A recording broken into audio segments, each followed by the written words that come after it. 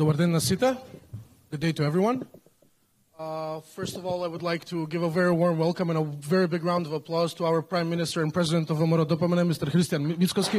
Welcome to the IYD Freedom Forum in Skopje.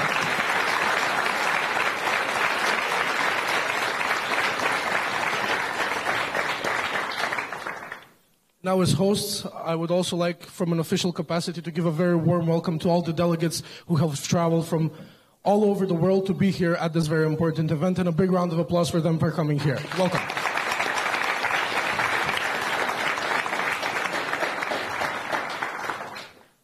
We are currently in what I believe is the main point of the agenda of this wonderful event that has been going on for 2 days now and finishing today.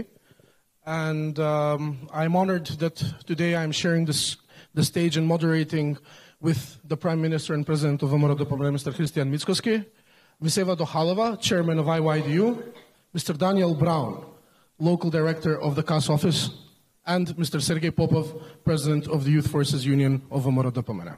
Without further ado,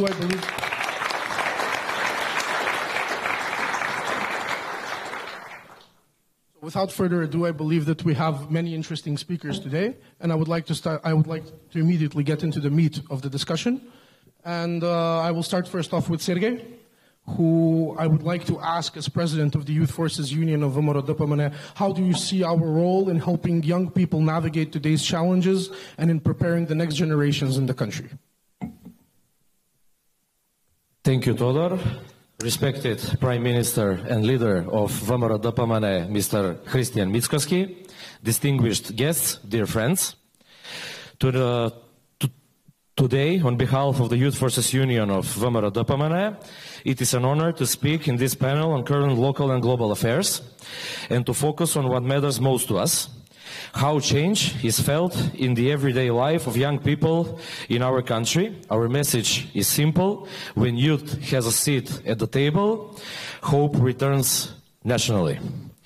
In a very short period in the government, ВМРО-ДПМН started to turn many of its youth commitments from the electoral platform into concrete measures in education, employment and participation. At the national level, the restructuring of institutions towards a dedicated ministry dealing with social policy, demography and youth opens the door for more focused youth policy and better coordination with local self-government. But the real test of every strategy is what happens in the municipality, in the schoolyard, in the student dormitory, in the local labor market. That is why the victories at the latest local elections are not only a partisan success, but a generational opportunity. Across the country, our Youth Forces Union won more than 100 council mandates, more than double the result from 2021 local elections, which means that in dozens of councils there are now many more young people and youth-minded councillors shaping local budgets, local programs and local development. This is political power translated into better streets, better schools and better services for young families. For the first time in history, our youth organization can also proudly say that we have 3 members of parliament coming from our Youth Forces Union of ВМРО-ДПМН. For that, I would like to personally thank to our Prime Minister and leader of party, Christian Mickoski, for giving his trust in us to bring positive change and improve the life of every young person within the temple of democracy. This is not only a symbolic breakthrough, it is a structural change. It means that the voice of the local youth councils, of students' organization and of municipal youth offices can travel directly from the neighborhood to the national parliament. It means that when we speak about youth participation, we can show real faces, real mandates and real accountability. On the local level, our councils and mayors are already working to connect youth policy with everyday needs, from supporting local youth and student initiatives to cooperating with schools and universities and aligning with national measures that aim to keep young people here by improving employability and creating better prospects at home.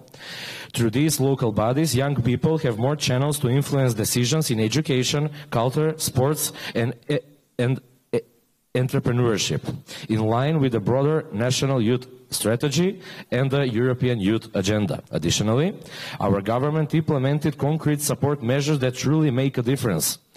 Every student enrolled in national or private university received a voucher of 250 euros specifically for buying IT equipment, ensuring digital readiness in modern education. The renovation of student dormitories has further enhanced living conditions for youth across the country. We have also improved employment prospects for young professionals, including the employment of 600 medical specialists who strengthen our healthcare system. To aid young families, the state launched the project Buy a House for Young People, where the government covers part of the bank installment rates, helping to make home ownership more accessible.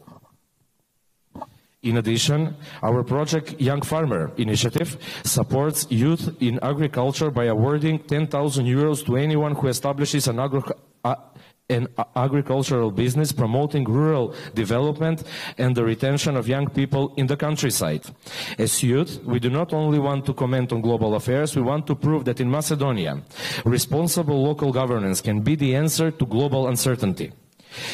If we use this new strength, more than 100 council members, 3 MPs from our ranks, and a government which has put youth again at the center of its program, then we can reverse the trend of young people living by making every municipality a place where they see a future.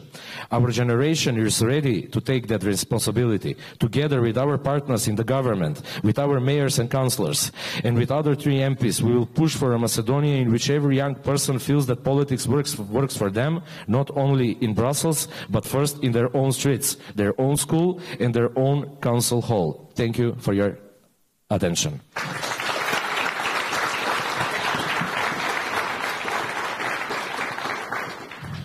Thank you for your remarks, Sergey. And I think what you just said just proves that young people in the country have a true partner in VMRO DPMNE, and that has been the case, is the case currently, and without a doubt will continue to be the case. I would like to follow up with another person who I consider a partner of young people in the country, Mr. Daniel Brown, representative of the CAS, and not just of the youth in the country, but I believe that CAS is generally a very good partner of young people everywhere. As a person who has been active in international politics for about 7 years, I think I've seen the CAS logo almost everywhere I've went, and that is not a few places. So if you could outline for us what CAS is doing, how the CAS office is helping young people, but also helping our center-right family grow and develop in the region, in Europe, but also outside of Europe, as it is doing so well right now. And through a CAS perspective, but also through your own eyes, can you just give us some of your remarks on political developments currently going on in the world? Thank you. Thank you, Turo. First of all, thank you for being invited to that very high-rank panel. Dear Mr. Prime Minister, it's an honor to be with you on this panel, but also with the youth forces. And Eva, we know each other as she's a former CAS colleague. So it is a very nice opportunity to introduce a bit about our activities. Yeah, the young generation is one big target group of CAS, not just in North Macedonia, but also worldwide. I believe the youngest ministers of the current Macedonian government are former CAS scholars. Timcho Bucunski, the Minister for Foreign Affairs and Foreign Trade, Stefan Andonovski, the Minister for Digital Transformation. That shows that our work has, on long run, but also sometimes short run, an impact, and that we can contribute to the development of a country, and especially to our EPP partner parties. This year was a very, very nice year for us in this country. We had our 25th anniversary of the very foundation of the Konrad Adenauer Foundation here. The Prime Minister was one of our keynote speakers. The chairman of CAS, Professor Norbert Lambert, was here. I think almost half of the parliamentary group of VMRO DPMNE was among the audience, half of the cabinet. That shows what kind of appreciation we are having here, and I'm very happy that we have achieved this level of collaboration that we have, which we don't have in any country. now at the end of the year, it's almost 5 years that I'm the director here in the country. And when I started, to go a few, Christian, we had one of our first meetings. I remember it was COVID time with masks, a very interesting time also in that case. It was a long way. And practically the harvest was last year and some weeks ago that we could work together. CAS could contribute to Wimmer Depomene in a time when a lot of people would question, why you are working with Wimmer Depomene? This is a party you shouldn't support. And I think this is one also of the key questions today in politics. It doesn't matter what somebody tells you publicly or if you are attacked because you have a certain political stance. If we are convinced about something, if we are convinced about our values, about our political approaches, then we must stick to that. It doesn't matter what others say, and our path and our strategy did pay off. And that is the most important thing, not just here, but worldwide. Maybe you have witnessed the last weeks in Germany was a big debate because our chancellor said something about a certain picture in the cities because of illegal migration. He was harshly attacked, even attacked in a very disgusting manner. But at the end, when we have seen the surveys in Germany, the vast majority of the citizens did agree with him.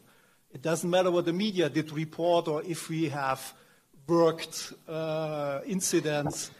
It doesn't matter. I think we as center-right parties, movements, and especially youth forces, we must stick to what we are believing, what is the right thing for our countries and for our people. And CAS, we are not a political party, but we have certain values, and that's why we are collaborating with certain parties. It does not mean that we are agreeing on anything. Sometimes we have some debates, but among friends, that is the best way how to find the best solution for anything. And that is the strategy of CAS worldwide, that we have partners, we try to contribute, to support, to give advices, but sometimes also to support the structures. We have every year, for instance, here 10 scholarships that people are receiving, not a few of them to people from Youth Force, from Wimmer Depomene. That is our way to contribute and also to give the skills to go to the debate with the political opponent. I don't want to call it enemy. Maybe that is a too harsh word, but we have opponents that have sometimes a complete different picture of society and state as we want. And we have our picture. And I think it is worth to fight for that and not to be intimidated because sometimes the media is attacking us in a way that is not very nice. But if we can't stand that, then maybe we should look for another occupation. That's as simple as that. And I think the Prime Minister and all active politicians here in the room know what it means to be attacked because you may have a minority opinion, but you still stick to it. And that is something that I would like to leave you also as a message because you are all engaged in your respective countries and political organizations, that it is worth to stick to your opinion and to your political goals. Of course, democracy means compromise, but compromise does not mean to give up on anything.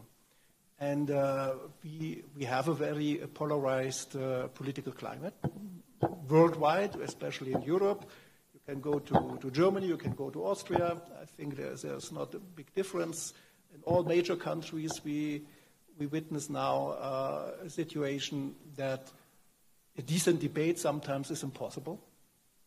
But also that is something that we should keep maybe as the more reasonable ones as a strategy for us. We are not like the others that we paint the others in the darkest colors. You are the Antichrist or the devil because you are not in my opinion. This is not the political approach of a democracy. But to say you are wrong because I have the better arguments, this should be our approach. And for that, CAS is working. We have our workshops. We have our trainings. And I think we are quite successful with that. Still, we are running more than 100 offices all over the world. In Germany, we have local offices. used to work long for a local office in one of the smaller Eastern German federal states. And if we are disappearing or if we stop our activities, who else should do it? Yeah, a political party has to fight in the parliament and has to look for political power. But this, let me say, intermediate level, where we want to form our future generation of politicians, where we want to give advice, we want to give training. This is something that is run by CAS, and I think on that we're doing a good job. Of course, sometimes it is also the personal relationship. When the personal relationship is good between a CAS director and the local leadership, then it's even better, but it shouldn't be just about that. And at the end, this is what CAS is all about. And of course, you all should know, we are completely financed with German taxpayers' money. Practically, the German taxpayer is my boss. So, and that is something we must know. And on the other hand, how CDU is performing in elections is the matter how much money we get, because we are depending highly on the performance of our close party. So we have a mutual interest that we together are successful.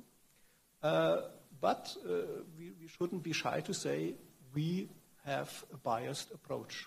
We are not a neutral political organization. We are Christian democratic, we are center-right. And that is our stance, and for that we will fight for all the time. Thank you.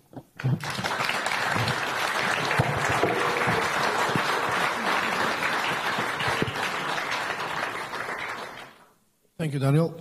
And Eva, I would like to continue with you as a former CAS employee, but currently as chairman of IYDU. And the question I have is how, from the perspective of an organization like IYDU, how can international youth organizations strengthen cooperation, exchange, and support for young people facing rapidly changing global circumstances? But I just wanted to rephrase it currently, and not how can, but how is IYDU doing this, please? Thank you so much, Todor. Before I answer your question, I would like to say a huge thank you to you, Prime Minister, and to Todor and Sergei. This is my 5th year in the board, now as chair, but also before as Secretary General and as Vice Chair in IYDU. And this is by far one of the most and best organized events, and we are really, really happy to be here. And I would like to give a round of applause for all of you for hosting us here.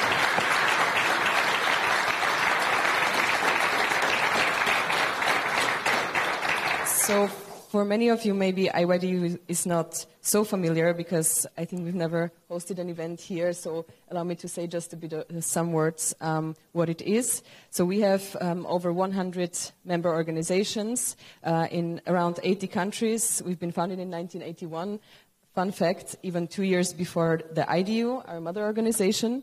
And we really, it's the global alliance of center-right, conservative, Christian democratic youth wings of parties. So, in Europe we are affiliated with EPP and ECR, but in the whole world we have partners, and our goal is to show basically people and young people, in our case, the benefits of global cooperation, talking not just to your neighbors, but going to the whole world basically and see.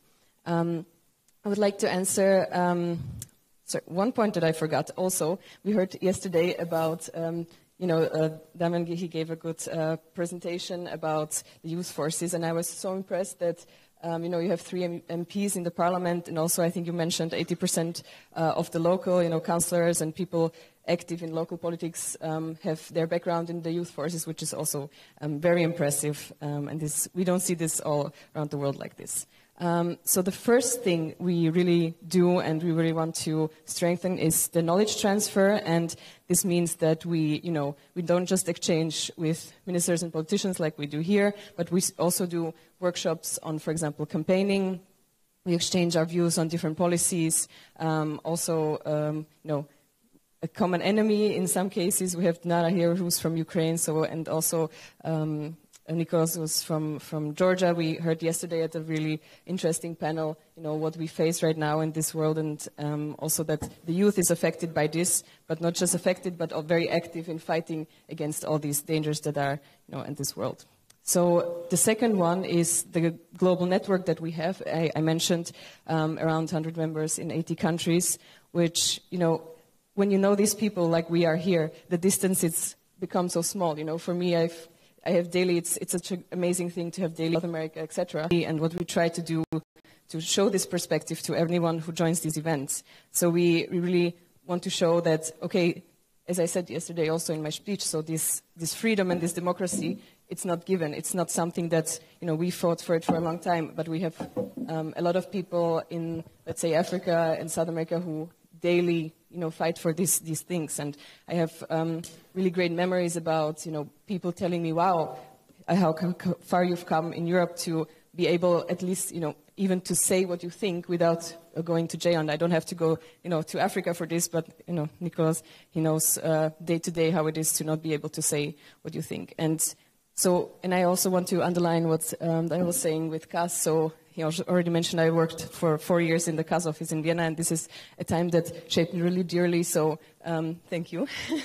And also thank you. So my personal relationship with Kaz is this, but also this global network, we always joke, I'm from a small country, from Austria, and we always joke that Kaz has more offices around the world than Austria has embassies. So we really, and in my day job, I'm the international secretary of the Austrian People's Party, which is, the leading party, we met the Prime Minister also at the EPP Congress, Mr.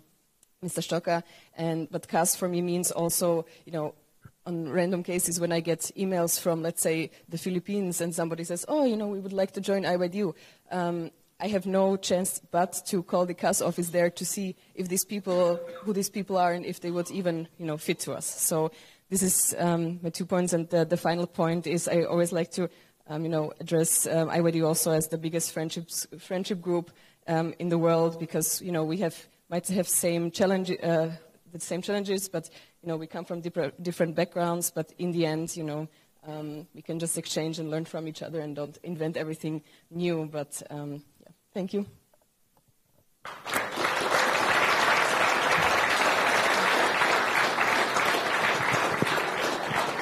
Thank you, Eva. Mr. Prime Minister, now my attention turns to you.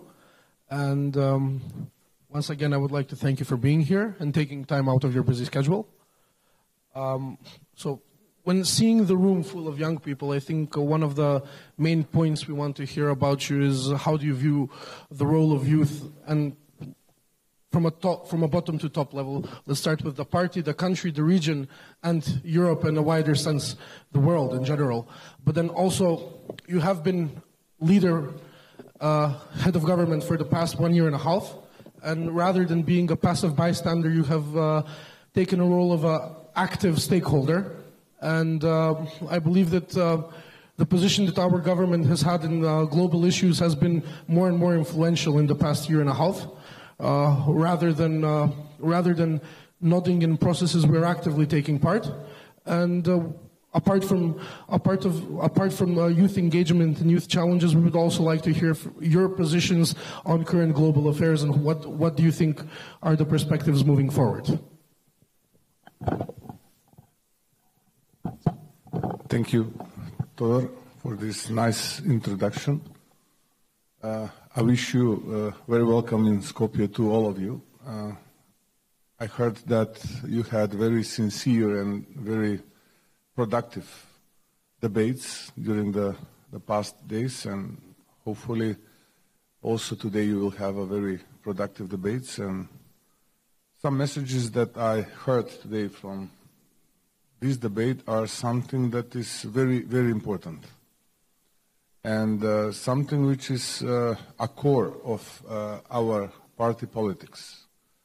And what is the core of our party politics? Youth, youngsters. If there is a party without youth, then this is a party without core. And it's not a real question when this party will disappear. It's a question not whether, it's a question when that party will disappear. we are very proud that we have very, I would say, offensive youth. And we support that youth because we count on that youth to be our successors in the future. Sergei mentioned that we have 3 MPs, which are part of our youth leadership, and more than 100 city council members. Yes, that's true. Giving a chance to the youth, to the youngsters, means that you are giving a chance to the future. Otherwise, you will lost your way, and as I said, probably you will disappear from a political scheme. For example, within my cabinet perimeter, I'm circled with the young people, starting from my protocol, ending to my chief of staff. All of them were either or are still either a part of youth or been leaders of our youth organization. For example, Isabella, who is a part of my cabinet, she's still member of the leadership of our youth. Vladimir Nelovsky, who is the chief of my staff, he used to be a president of our youth forces organization. And when you're circled with that type of people, which are ambitious, offensive, constructive, ready to work, ready to learn, then you are progressing as well, because those are your inspiration. And when you are inspired, then you are moving things forward. Otherwise, you are going backward or you are stagnating.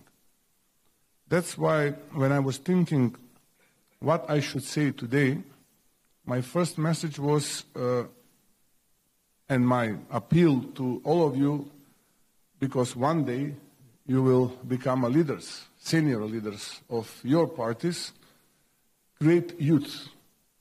Because if you don't have youth, I will repeat once again, it's not a real question whether. The question is when you will disappear.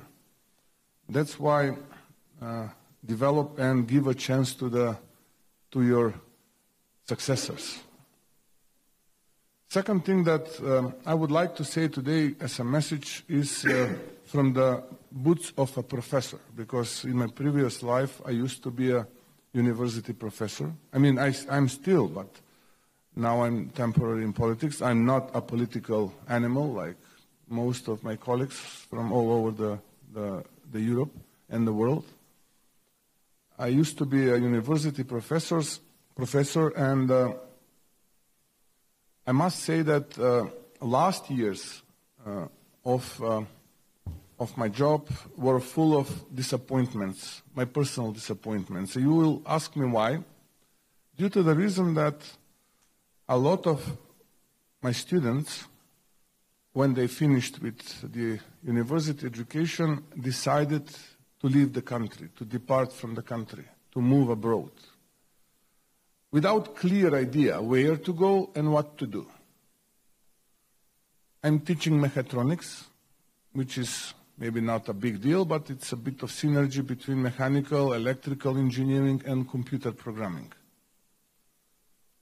I had similar experience in my past.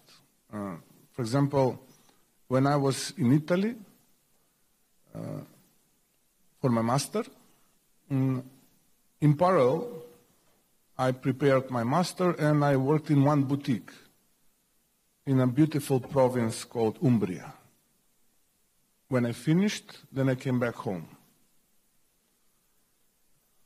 For my PhD, I spent a couple of semesters in beautiful Thuringia. Daniel knows Thuringia very well, in one small but nice and very competitive university called University of Ilmenau, and a couple of semesters of another university, Aachen. When I was there, I decided to learn about mechatronics, but as well to start learning about machine learning. That was a beginning. That was beginning of nowadays called artificial intelligence, which is a very fancy word. Everybody is using this word, artificial intelligence, big green deal, etc., etc. Unfortunately, a lot of my colleagues are using those words, but they are not aware about the real substance, the real meaning of those words. Then I decided to accept fuzzy logic as an algorithm to control manipulation robots. Why I'm saying all of this?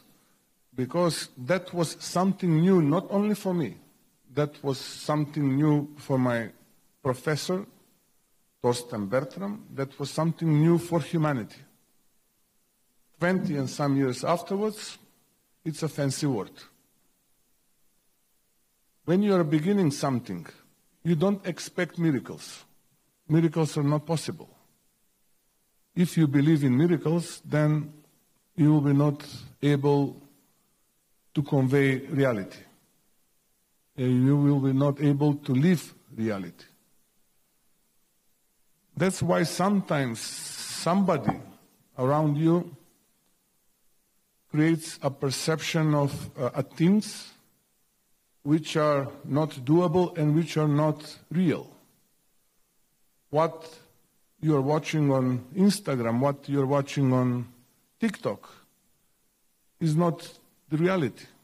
This is something that someone wants to exert pressure on you and create a false reality.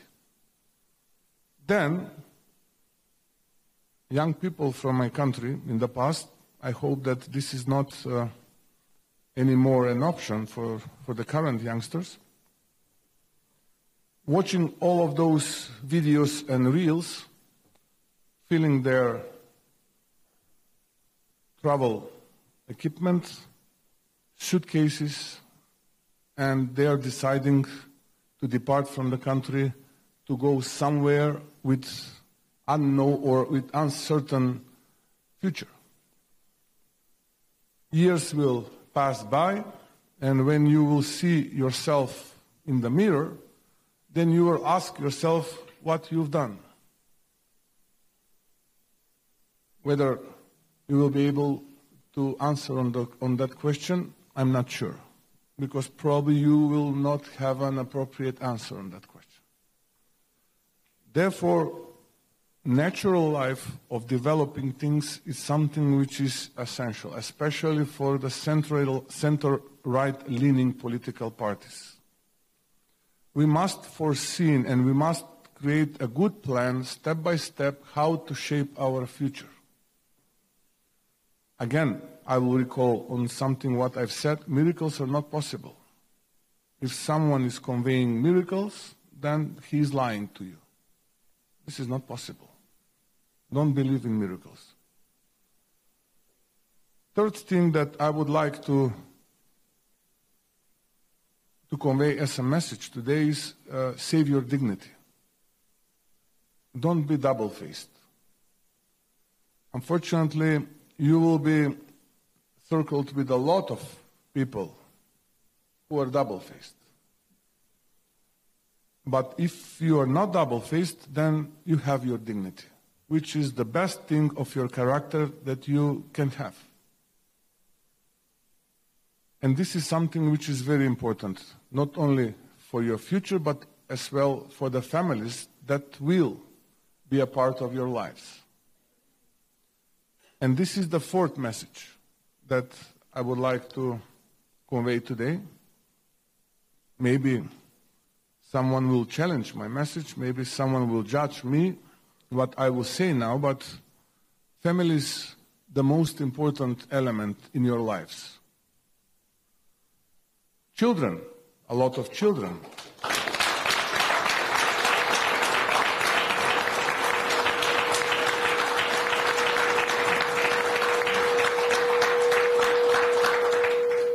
Is something that will shape your life. Because without a lot of children, your life will be empty and probably selfish. Please share with your environment everything. let the share be a part of your behavior. Because if you share, then you will be able to learn what family means, not only to you, but to your nation. Unfortunately, nowadays, not only in my country, but elsewhere in Europe, there is a small part of the society which are negative to everything, which are neglecting everything. I'm labeling that part of society as a bottom of the society. They don't have usually answer on the second question. First question is attack. This is not good. That is not good. This is not good. But if you ask them, okay, tell me, how can we do this better?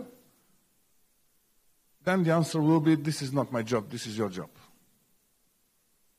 This is the bottom of society. And they are creating a very big tension in the society. That tension exerts pressure on the youngsters. And not all the youngsters are resilient on that type of environment. And this is additional reason why to depart from the country and to go somewhere without any clear idea. We must be resilient and we must defeat that part of society. Usually, those are populists. And populists are not an option for one nation. They are a snapshot. And that's it. They don't have an idea. They don't have a clear message, neither a vision. Usually, they are catch-all politicians. From far left to the far right. Depends on the interest. Depends on the daily issue.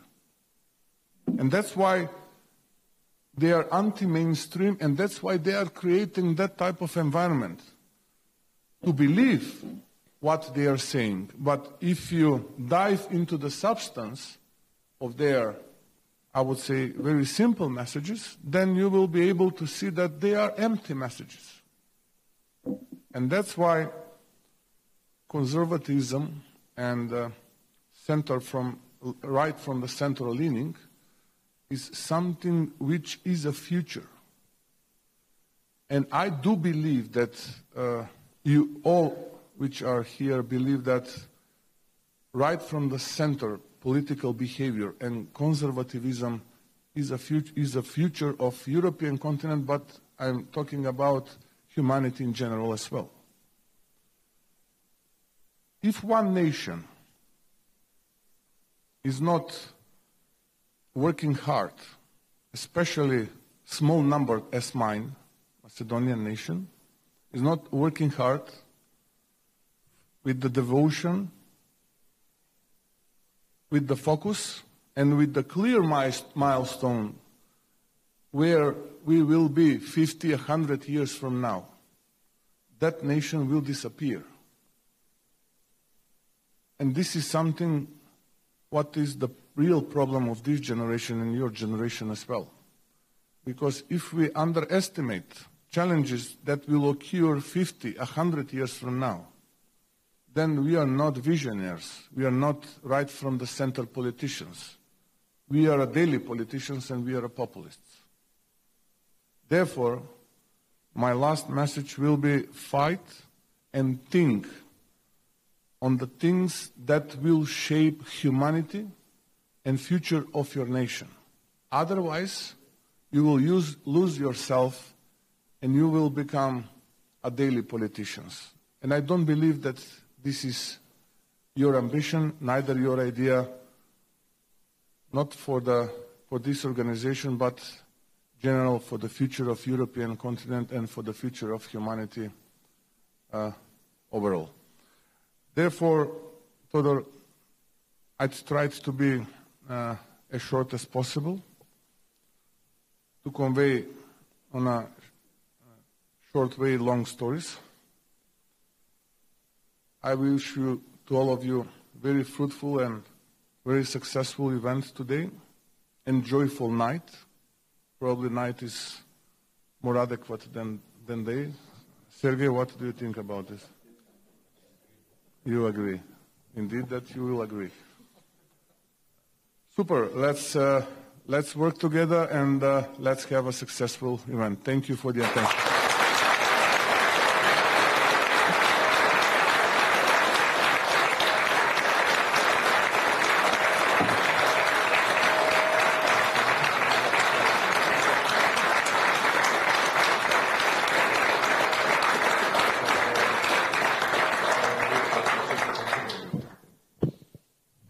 Dear Prime Minister, thank you very much for your wonderful remarks.